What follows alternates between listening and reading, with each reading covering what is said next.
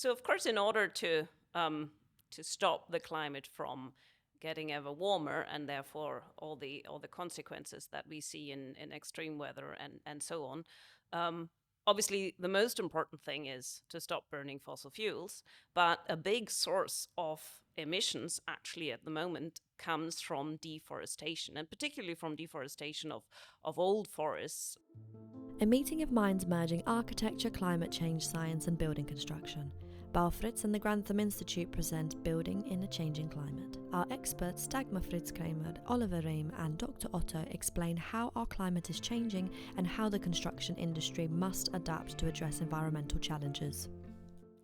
So of course, in order to stop the climate from getting ever warmer, and therefore all the consequences that we see in extreme weather and so on, obviously the most important thing is to stop burning fossil fuels. But a big source of emissions actually at the moment comes from deforestation, and particularly from deforestation of old forests that have been growing for centuries and have therefore retained the carbon in the plants. And if you deforest them and burn down the trees, because a lot of deforestation is actually burning down the forest, then all this carbon gets released. And the IPCC report has three big things that are cheap and that are doable on a very large scale to achieve the goals of keeping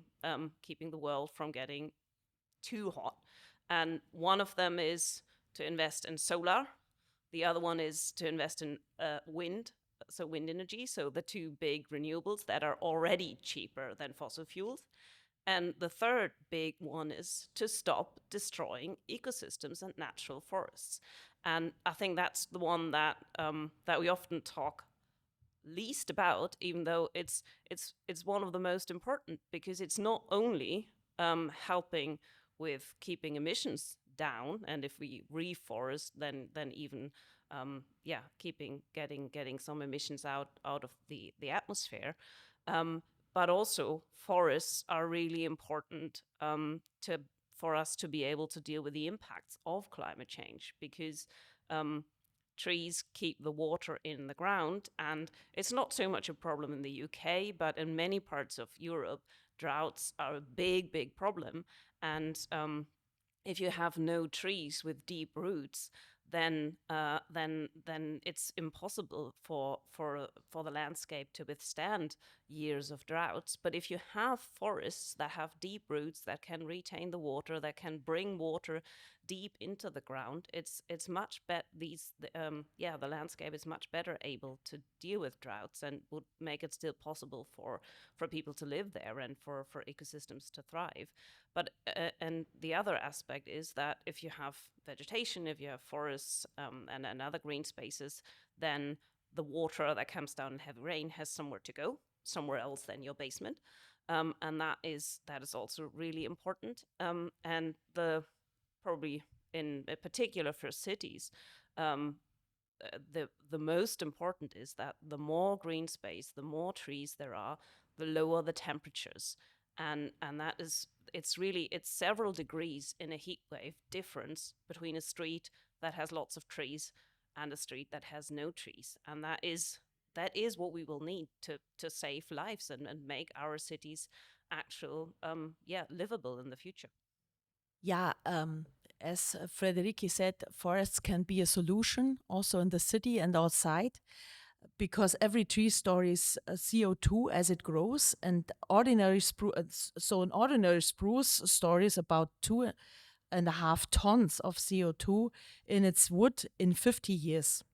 It is now essential to plant more wood. Maybe we use some parking places, or we reduce streets in the cities and plant trees, and replace trees lost due to storm damage or beetle infestation. We have lots of beetles now in the forests in Germany, or fire, and we should replace them as quickly as possible. And this is done through sustainable forestry. And we should all look after planting trees as much as we can in the cities and outside. And the wood from Baufritz comes from forests around 120 kilometers around the company. So we have such small ways to get the material into the production. But we also have to think about that we have to reorganize our forests because they are not climate resistant at the moment. Because we have a lot of monocultures and they have to be converted into mixed forests, and we have to plant trees that can resist to climate change. We have lots of spruces in Germany. It's all monocultures, and we have to mix them up. And also, this can be a way to also do the carbon farming that we all try to organize in Europe as an additional CO2 sink. So tree population is currently being recorded all over Europe, and there should be additional CO2 stored and to be calculated and to bring down our CO2 emissions. And this is a management that we have to do in the next centuries, I think. Is there, so you said that the UK has the least woodland in all of Europe. Is that, so would that, so I guess one of the things that would be really necessary would be to plant trees in the UK. But are there any attempts to do that? Any plans? Or is that still something that we need to start lobbying for ourselves now? I mean, there are organizations like the Woodland Trust in the UK. They have a very good idea of the state of the woodland. It's not only that there is such a small amount of trees in the country, but also those trees are not the healthiest. I think only about 1/10 of the trees are actually considered as being healthy, and 90% are infected, whether that's beetles or some fungi, and this process has accelerated through climate change. We only need to, we all see that and observe that when we walk through a forest. It is private investment, to be honest, and we can all take part in that by supporting these organizations. I mean, at Baufritz, we also have a climate protection forest where we plant trees, or when people buy a house from us, we plant extra trees. And all of this can also be done in the UK. There is a lot of space available that would not interfere with agriculture, urban spaces, and so on. There is lots of empty space where we can plant trees and increase the amount. I think the woodland coverage at the moment is about at 12% or something, and we should go up to 20%, so that it's a meaningful contribution to climate change. Yeah, it's all possible, but it's once again our sort of way of thinking. How closely are we related to nature? And this is why I said before also how important it is to look after your environment that's around your nice house. It might be your garden, it might be your plants inside, to reignite that consciousness that we are actually part of nature and not some alien. Well, and not just because nature is nice. I think we have talked about climate change for a very long time in completely the wrong way. It was always that the polar bear was the symbol of climate change, and it's always been talked about as if it's something that has not much to do with people, but it's just about saving the polar bear or some remote landscape. But that actually climate change is destroying our lives because it is destroying the nature we depend on, and that actually by having more plants in your garden, it's not just nice, but it also might save your life in the next heat wave. I think that's something that there's extremely little awareness about it, and that actually the legislation we're talking about to build sustainable houses is not because it's nice for the polar bear, but it is because it makes life better for the people who live in these buildings in terms of their health,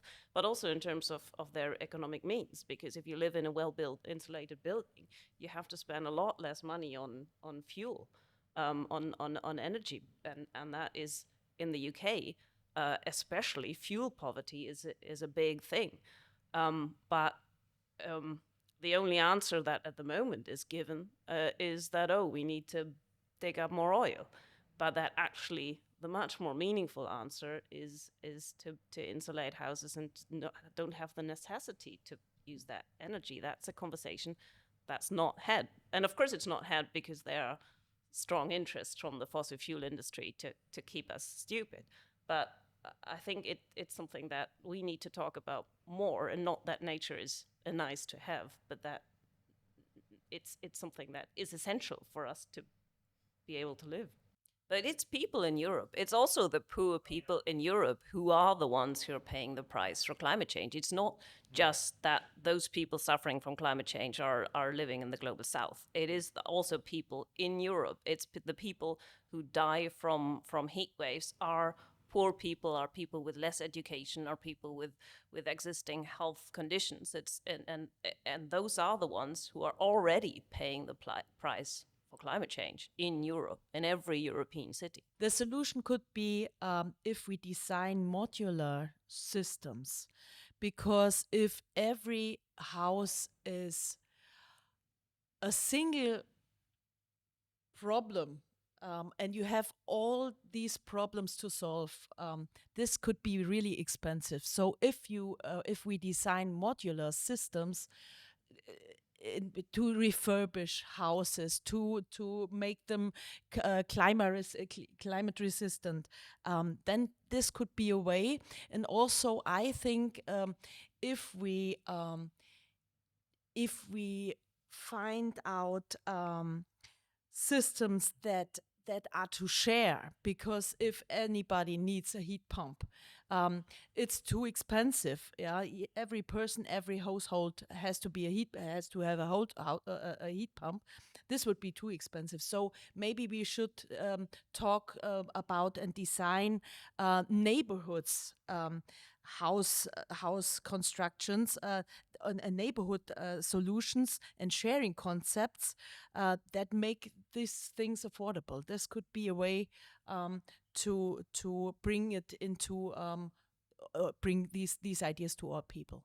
But that is something that already exists, right? It's not something that you have to start from scratch to invent. It already exists. It could be developed and employed for the UK context. But it should be done with renewable energies, and also with maybe new materials, because we do this with concrete, we do this with oil heating systems, but we have to change all these systems. I mean, Dagmar mentioned the sharing community, which I think is key to save resources, building materials, energy. And we have realized projects in the past, and also working on one at the moment in Germany. It's an eco village, just a small eco village in an existing environment, in a village environment, where we build multiple homes, and they share, for instance, their services, their technology. Technology is something that will date relatively quickly. So if we don't put it right into the house or into the building, maybe it's easier also to adapt. Because that is often the problem with existing buildings. How do you change the building services in terms of heating, cooling, ventilation? And so this, we find, will be a model for the future, that and we will deal with the investments ourselves or in partnership with very like-minded people to make that happen. These are sort of our thinking of this project goes way back. I mean, it's decades, really. It's 30, 40 years that the first projects were developed in Germany at Baufritz. And we have to take out these projects again out of our drawer. People laughed at projects like that decades ago, but now they are really relevant and they have to be created. For me, there seem a lot of obstacles. It's the supply chains, it's the building regulations, it's the legislation. It's particularly in the UK, there's a lot of existing houses, and also the way that very, very few people here, only the super wealthy, build their own homes. Everyone else buys a home, and it's usually either a historic Victorian building with that's listed in some shape or form, or it's one of these big developments. So I think what is the most important thing that needs to change in order to actually make a real big change towards getting a more sustainable built environment? So where should we start? It seems quite overwhelming that all the things that are wrong, but where should we start? This is a good question. Where should we start, and who should start the transformation? And I think we industrialized nations generate most of the emissions. It is therefore our responsibility to reduce this footprint as quickly as possible. New technologies, as Oliver said, for energy supply will certainly help, but so will we new technologies. Energy supply certainly help. New technologies for energy supply will certainly help, but so will the rapid reduction of emissions from buildings. The ideas and products have long been developed. We have them in our small village and are available. Now we need to use the money from industrialization to finance the conversion.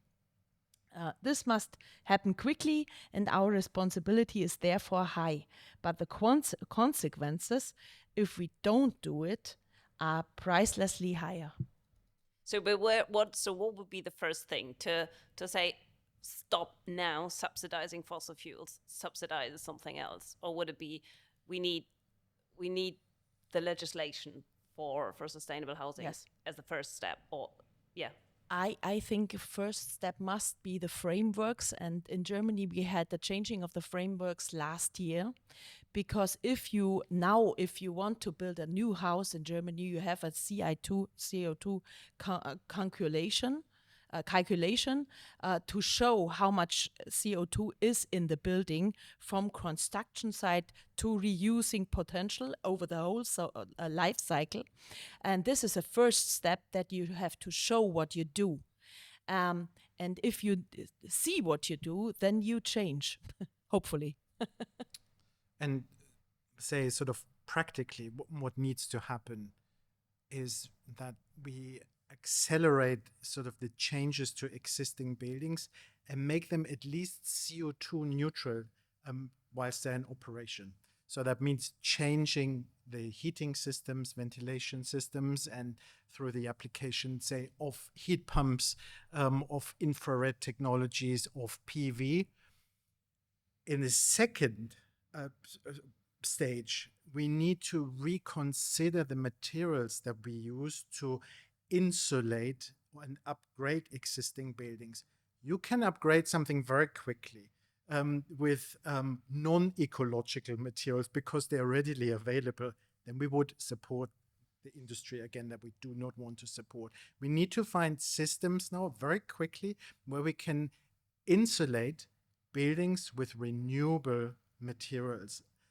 So first of all, save energy, change the heating systems in the buildings. Secondly, adding thermal insulation, which would also reduce the amount of energy needed again. It's always the key. It's really energy generation, saving and doing it in a renewable way. Then we also need to think about the production, the generation of these materials. So the industry needs to be decarbonized. And something that we already do as a company, run the majority of our facility with renewables that are created on site. And some of them, need to be bought in from reliable sources. Only in that way we can really create a complete CO2 neutral building stock in future. But there has to be a transition. It's up to us how quickly we can manage that if we all pull together. And it's a collective effort to do that.